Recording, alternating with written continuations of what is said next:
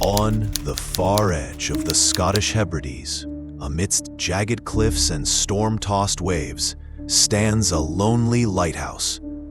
Built to guide ships to safety, it became instead the center of one of the most enduring maritime mysteries of the 20th century. This is the story of the Flannan Isles lighthouse keepers and their unexplained disappearance in December 1900. The Flannan Isles are a group of 7 remote islands in the Outer Hebrides, west of mainland Scotland. The largest, Ailemore, is home to the lighthouse in question. Built in 1899, the Flannan Isles Lighthouse was a triumph of engineering, standing over 75 feet tall and operated by 3 men on rotating shifts.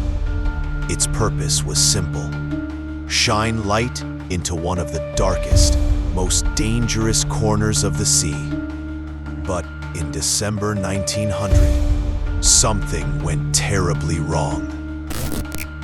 James Ducat, the principal keeper, Thomas Marshall, the second assistant, and Donald MacArthur, an occasional replacement keeper.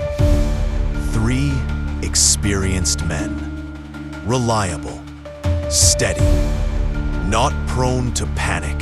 They began their shift in early December, and for a few days, everything seemed normal. Logbooks recorded strong winds and stormy weather. Standard procedure. The lighthouse was doing its job until the 15th of December, when the light suddenly went dark. The crew of the passing steamer Arctur first noticed it. No light from Flannan, but storms delayed any rescue attempt. It wasn't until the 26th that the relief ship Hesperus could reach the island. What they found shocked them. There was no welcoming party at the dock. The flag was not raised. The usual supply boxes lay untouched. The island was eerily silent. Relief keeper Joseph Moore went ashore to investigate. He found the lighthouse door locked. Inside, the clock had stopped. The fire was out. A meal had been set and never touched.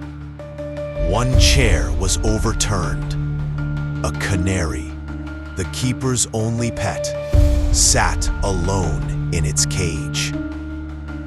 2 of the 3 heavy oilskin coats were missing. 1 remained, suggesting that one of the men had left the tower without protection. Unthinkable in such weather. At the western landing, they found signs of destruction. A supply box had been smashed open. Iron rails were twisted like string. A massive boulder had been moved. Grass had been ripped from the cliff edge. The sea had been angry. But where were the men? No bodies, no blood, no answers.